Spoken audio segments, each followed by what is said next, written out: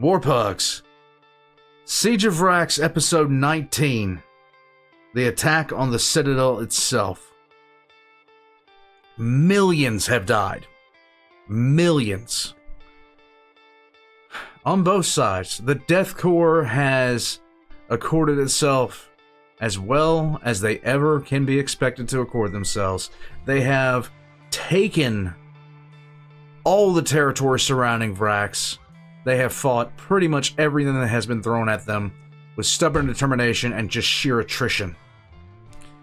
Guys, Janovich has done such an amazing job of portraying this, and I think I speak for everyone when I say that this is probably the best representation of the Siege of Vraks that is currently out. We're going to jump right into this. All links are going to be in the description down below. For the Emperor, let's take the Citadel. The war on Vraks had raged on for 18 years by now. Under Lord Hector Rex's leadership, the 88th Siege Army had withstood demonic onslaught. His heroic leadership in the heat of battle had inspired the troops to endure. The Death Corps were proud, for they had persevered through the worst the enemy could possibly throw at them. Or so they thought. The war was far from over, and the Citadel itself was still standing. The stronghold was the most fortified position on the entire planet. The end was in sight, but everyone realized the final hurdle was not to be taken lightly. Yep. The Vraxian defenders would never surrender, and would be encouraged, or enforced, by Lord Zeufor to fight until the last drop of their blood spills. On Hector's request, another company of Grey Knights and several companies of Red Hunters Space Marines had mustered on Vraks. The Demon Hunters immediately set to work in eliminating the Demon Engine threat. Soon the defenders were running low on chassis to bind the demons to. They also purged the underground tunnels of foul mutants. With those out of the way, the Death Corps engineers could begin to make progress on their tunnels once more. The Red Hunters contingent split up into large squads so they could reinforce them wherever required. Unsurprisingly, the Dark Angels had not answered the call. Of course. Their shameful absence was only further amplified when even the Red Scorpions, who had barely managed to recover from their assault against the Curtain Wall breach years prior, returned in respectable numbers nonetheless. Frankly, the war would go on with or without the Angels of Caliban. With such a great host of Astartes warriors at his beck and call, Hector Rex was confident he would be able to bring the lost defenders of the Citadel, human and traitor Space Marines alike, to their knees. I would never go as far to say that I had Astartes at my beck and call. I wouldn't even say disposal. I don't know how I would exactly phrase what the Astartes would be for me at that point. By now, the 88th had pushed all the way towards the precipice of the Citadel itself. They had captured all the roads, gates, and fortifications leading up to it. According to Imperial intelligence, Legio Astorum had finally managed to defeat the last titans of Legio Volcanum on the field of battle. Their burned-out, rusting hulks now stood as a reminder of the Imperium's relentless persecution of the heretic and the traitor. Nice. Not even something as mighty as a god machine would escape the God Emperor's justice. Although Legio Astorum's task was now technically completed, Hector Rex implored Princeps Randroka to stay until the end of the war. Not wishing to tarnish the honor of his battle group by prematurely abandoning the field of battle, the Princeps obliged the request. Their Titan assistants greatly simplified the task of hunting down and crushing any remaining pockets of resistance. By now, all enemies were either pushed back beyond the Citadel's gates or destroyed. One minor exception to this were the Plague Marines still holding out in the eastern swamps, which now lay almost 40 kilometers behind the front lines. It had been expected that the Nurgle warbands would make an attempt to break through the lines in order to rendezvous with their traitor allies inside the Citadel, but the reconnaissance stationed around the swamps reported very little activity. All in all, it appeared the Plague Marines made little efforts to join the fighting. And remember, they've been there for over a decade at this point. Turned out, the Plague Marines had indeed no intent of meeting up with the other warbands. Deacon Mammon had escaped the encirclement and informed them of Zufor's coup, explaining to them how the Khornate leader had managed to subjugate all other Chaos warbands to his personal command by force. Although Nurgle worshippers are not disgusted by pretty much anything, the idea of serving under a crazed follower of the Blood God seemed rather unappetizing to even them. And so they were more than happy to fortify their comfy green hellscape and sit this one out. For many, it would remain unknown how Mammon had managed to escape the Khornate slaughter of Zaphan's inner circle. An even bigger mystery was how he had made his way through the Imperial encirclement undetected. But given the Alpha Legion's reputation for subterfuge, it is certain that they had a hand in this. After all, they had a vested interest in thwarting Zufor's rise to power. And so, before the Khornate coup, Lord Arkos warned Deacon Mammon of what was about to unfold. With help of the Alpha Legion agents, he managed to escape the Citadel through the underground tunnel network to seek refuge with the Plague Marines. An ever-growing network of crisscrossing trenches. I don't think refuge is what I would actually say Mammon found, because it's Plague Marines. Completely encircled the Citadel now. The 88th was in position to launch assaults directly against the imposing stronghold itself. But before committing themselves to this Herculean task, the Death Corps forces would dig their trenches ever deeper. They knew full well they would be here for a while, and the enemy might counterattack their lines at any moment, even with the Grey Knights to back them up. It was better to be safe than sorry. Yes. There were still many enemy bunkers and other minor fortified positions between them and their objective. But the biggest threat were undoubtedly the countless Citadel wall guns and the handful of remaining laser defense towers. These anti-orbit lasers were designed to fight off void ships, but their barrels could be leveled to shoot at ground targets. Over the many years, the defenders had occasionally utilized these destructive weapons in exactly such a manner, wiping entire Imperial positions from the map at an incredible range. The firepower of these large weapons were able to blow any bunker to smithereens with a single direct hit. Fortunately for the Death Corps, having advanced so close to the Citadel had a few advantages. Many of the laser defense networks had already been captured or destroyed by now, and so the Vraksians had only a few of these lasers left at their disposal. Before being able to fire, the extensive defensive plating that protects these guns would retract to make way for the barrel, exposing the relatively vulnerable inner mechanisms to enemy artillery fire. The Citadel's void shields would protect them from most of the damage, but it was a risk nonetheless. Then there was the fact that the defenders had no way of knowing if or when the Imperium would decide to deploy their navy to bomb the Citadel from orbit. In such a scenario, they would need their laser network to be ready to respond immediately, aiming the slow, bulky weapons all the way back skywards to fire at any incoming ships would waste precious time. Yep. With the Death Corps this close to the Citadel's walls, these long-range weapons had little to no hope of accurately firing at ground targets, let alone anything that moved. And so the Vraksian High Command figured the benefits barely outweighed the risks. At this point in the war, they were only deployed in such a manner on very rare occasion. Another advantage was that in many places the Imperial lines were beginning to move beyond the minimum range of the Vraksians' heavy artillery cannons. Despite their great vantage point from atop their fortress walls, the gunners had a difficult time finding the right angle to hit the Death Corps troops below. No longer would they be able to amass all their firepower onto a single location. By analyzing their casualty figures, after a few assaults the attackers would likely figure out where these relatively poorly covered weak spots were. Hector X studied the assault plans for the Citadel. Many of them dated back to the initial days of the siege, where they had been leisurely designed by Lord Commander Julka. These very same plans had been taken up by Marshal Kagori, who had made changes and additional plans. They finally passed on to the Lord Inquisitor when he took over command of the 88th Siege Army. From a strategic perspective, the plans were rather simple. Mm-hmm. Not due to a lack of military ingenuity, but the simplicity was simply enforced by the hostile terrain. Right. The angle of the mountain on which the Citadel was founded was too steep for vehicles to traverse. The only hope any motorized vehicles would have of reaching the enemy walls was by following one of the roads leading to the 4 gates. These stringent limitations create choke points that the defenders could easily block with artillery to pin the slow-moving vehicles down.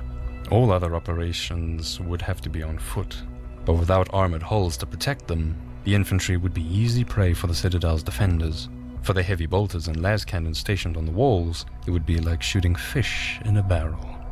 The most obvious places to attack would be the gates. Up north of the Citadel is the Cardinal Gate, the same entry Zafin had moved through when he had come to Vraks almost 2 decades before. But the bridge on the way towards it had either been blown up by the Vraxians themselves, or destroyed in a bombardment. That would make it difficult. Probably the latter, honestly. There has been so many shells raining down on this place, it's not even funny anymore. If not impossible for tanks to move up to it. One of the gates that could be assaulted with vehicular support was the main gate, which was the largest and most fortified of all. It can, however, only be reached by traversing up a cumbersome, steep, winding road, forcing the troops to a long journey up the mountain, exposed to enemy fire from all sides. Leading up into the Citadel's undercrofts is the Armory Gate, whose entrance is covered by steep cliffs on either side, blocking the field of fire from the main walls. But it is reinforced with extra defensive towers inside the ravine. Finally, on the western side, there is the Lower Gate. This relatively minor gate is the least protected, as the minor wall really only serves as a causeway towards one of the outer laser defense silos. If it is to be broken through, the attackers would still be facing the St. Leonis Gate on the southern side before gaining access to the main citadel. Although this is the oldest gate, it is protected by a huge bastion towering over the narrow Pilgrim's Road. No matter which way the commander looked at it, the battle for the Citadel was bound to become a bloodbath. Yeah. For millions of Kriegsmen, this would inevitably be their last fight. The 88th Siege Army's guns would have to soften up these defenses as best they could before any attack, but the Citadel's void shields were formidable and would soak up most of the incoming shells. Fortunately, the 88th's High Command had the foresight to study and observe the void shield system long before they had reached the Citadel.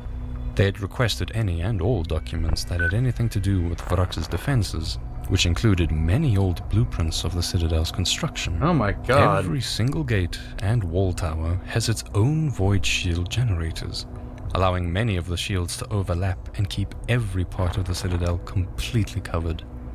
The geothermic power supplies that keep them running are buried deep beneath the volcano, unable to be hit by artillery directly. But these power supplies would have their limits. If enough ordnance is thrown at the shields, it could overload the system. A huge bombardment could disable the void shield system temporarily. This would allow the Death Corps artillery to finally deal some real damage to the Citadel's defenses. Yeah. At least until the void shields would become operational again. For many years, whenever the 88 had shells to spare, they fired them directly at the Citadel. To any bystander, it may have seemed petty and wasteful to spend so much munitions only to see them harmlessly clash upon the protective barrier. But High Command had been observing how different parts of the shield system responded to various quantities of explosives. Whenever the void shield had flickered, they knew that it had come close to collapsing. Right. By now, they had a pretty good estimation of how many rounds would be required, and of which caliber, to disable the void shield. Now it was just a matter of whether the required bombardments could be sustained.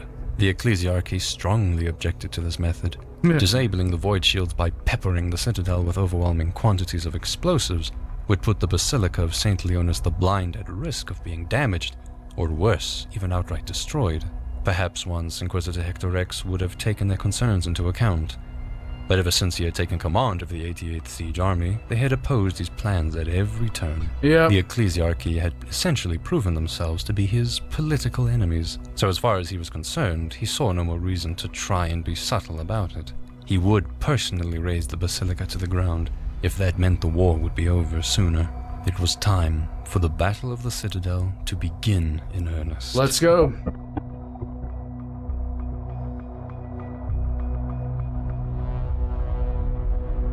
Very true. None other than veteran Commander Tyborg of the 261st Regiment. By now, he had been promoted to the coveted rank of Colonel and was honored with leading the first charge. Since his capture of Fort A453 already 14 years ago, he had been wounded. Unbelievable that he survived this long, by the way.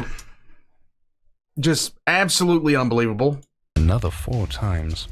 During the Kogori offensive, he had lost his arm, which had now been replaced by a bionic counterpart, a rare privilege for the usually expendable Death Corps troops. Yes. He knew the attack would likely lead to the complete destruction of the 261st Regiment, but he would carry out the mission regardless. Due to his experience, he was given the agency to come up with his own plans for the assault. Rather than concentrating his troops onto a single target, he figured it would be preferable to attack from different directions. 1st Company would attack the Cardinal Gate from the north, 7th Company would move up the Pilgrim's Road from the west, and 15th Company would attack the Great Gate from the southeast. Tyborg used his influence to secure a great many Gorgon heavy transports, enough to carry all infantry of the first wave.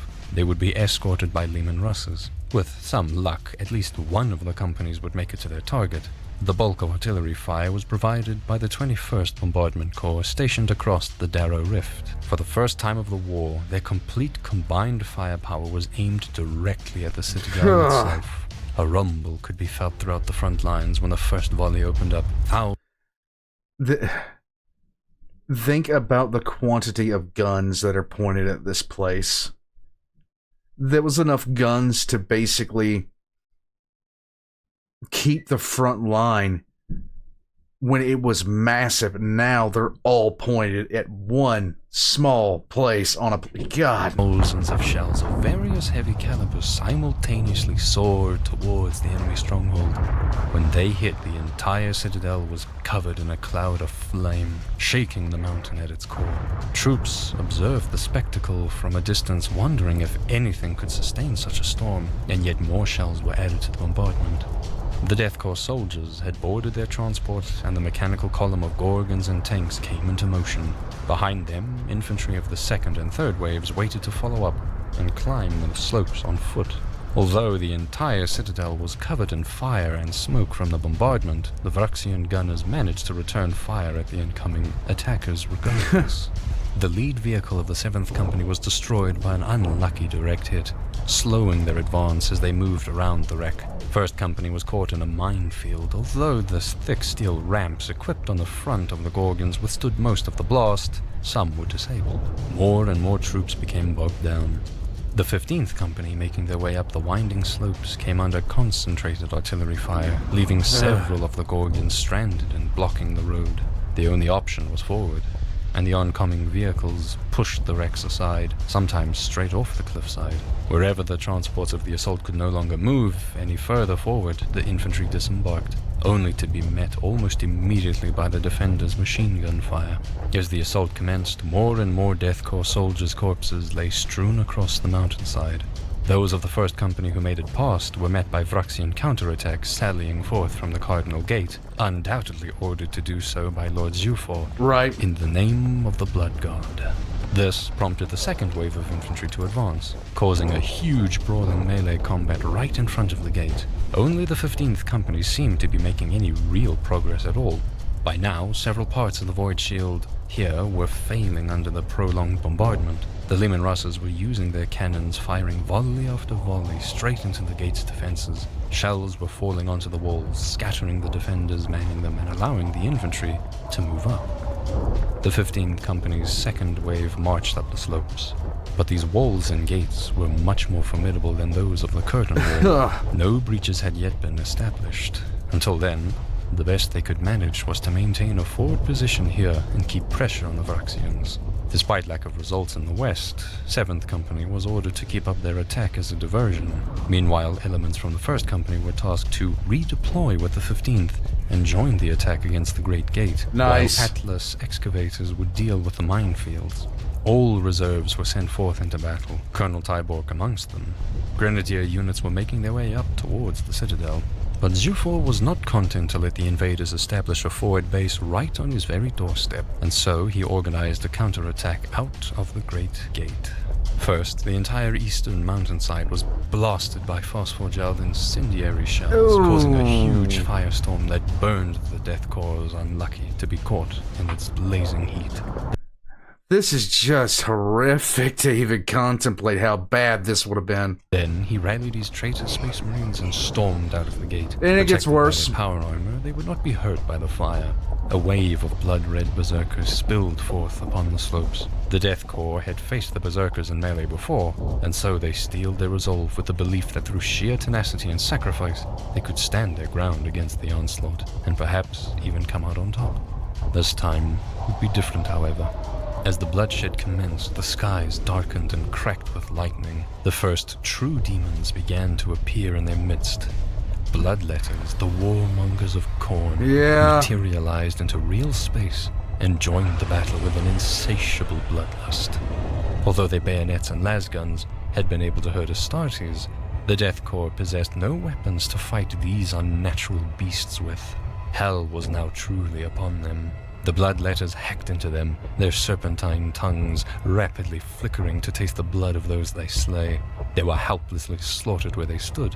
The sight was the scene from nightmares, and the troops wavered. The massacre was total. Unwilling to see his regiment pointlessly annihilated by an enemy they could not even fight, Colonel Tyborg ordered full retreat. He told his men to run for their lives as fast as they could, so that they may live to fight for the Emperor another day. Upon receiving this message, their crumbling resolve broke completely. Not even the commissars, who clearly would not stand for such cowardly orders, were unable to stop the rout. The infantry scattered and fled in a panic down the mountainside, with the demons hot on their heels in pursuit. The few remaining vehicles were too slow to escape and were destroyed by the Space Marines at their own leisure. Spurred on by their victims fleeing before them, the demons chased them all the way down the mountain into the trench lines where the massacre continued. But before the Grey Knight's strike force had a chance to respond, the demonic incursion lifted. As suddenly as the demons had arrived, so had they also disappeared, dematerializing back into the warp.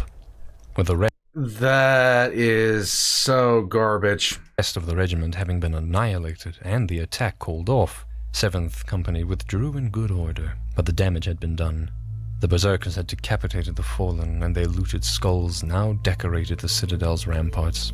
Few of the 1st and 15th Companies had escaped alive. If not for Tyborg's hurried retreat order, none would have survived at all. Despite the clearly overwhelming odds pitted against them, the colonel and his troops would be reprimanded for this dishonorable conduct. Of course. Of course, nobody really believed that they had ever had any chance to stand their ground against the demons, nor would they have had the opportunity for an organized retreat, but that wasn't the point. Fleeing head over heels was not the Krieg way, no matter the foe that was faced. Nope. Tyborg had dishonored his regiment by imploring the troops to save their skins at all cost. Standard procedure now demanded that he would be stripped of his command, and the 261st would be disbanded. Due to crippling losses, it could no longer be sustained as a regiment anyway. The few remaining troops and vehicles were distributed among the 30th Line Corps' other regiments. But despite Tyborg's fall from grace, his otherwise outstanding record throughout the rest of the siege and his almost legendary reputation as the hero of Fort A453 would see him redeemed. Lord Hector had been well aware that he had sent the 261st on a suicide mission against impossible odds, and had sympathy with the commander and his troops. Tyborg had proven himself an independent thinker, a rarity amongst the dogmatic Death Corps Very officer rare. cadre. So instead of demotion, he personally promoted the veteran commander to a position within High Command, where he would serve directly with the army staff of the Ordo Malleus.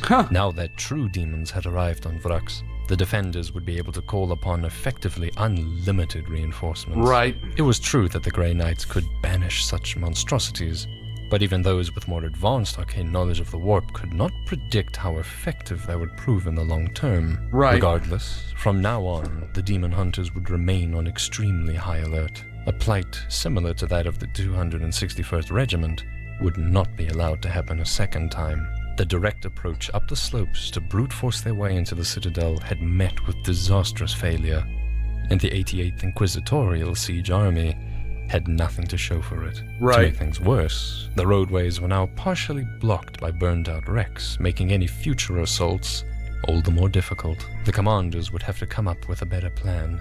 But as always, the backbone of any assault would remain the trusty Krieg infantry. Next up would be the 269th Regiment's turn to enter the meat grinder. But this time, the Death Corps troops would be part of a more intricate combined arms operation. Recognizing the serious difficulties his troops would face, Lord Hector X would once more join the thick of battle to personally lead them from the front. Good guy. The battle for the Citadel Good had man. met with a bloody start, and things were about to get a whole lot worse. Because it can always get worse, Warpugs. It can always get worse. Warpugs. Heretics. What can you do with them? Aside from launch them from a cannon into a wall at high velocity, there is not much to do with them. Warpugs, the sheer fact that this war had gone on for this long was not a rarity in terms of, you know, a single planetary body being at war for this amount of time, but it does show exactly, like, just the level of fortifications, the level of attrition that they have suffered. The sad thing about it is Vraks wasn't worth it. If they had known what would have happened, they probably would have cracked the planet. I mean, just to be honest with you, they probably would have dropped the Life Eater virus and wiped out the planet. It would have been better than the alternative. I'm just saying. Warpugs, I'm going to be putting the links for Janovich down, the link in the description down below. I highly recommend that you check him out. I honestly can't wait, because I do see the Damocles Gulf Crusade is another project that he has worked on. And seeing that makes me smile in so many different ways. I want to watch the gutter stomping of the Tau. It is good for me in so many... It's just good for me, guys. It's just good for me. Let me know what you think in the comment section down below. I can't believe how far we've come on this. But until next time, Warpugs, serve the Emperor well, and I'll catch you guys next time.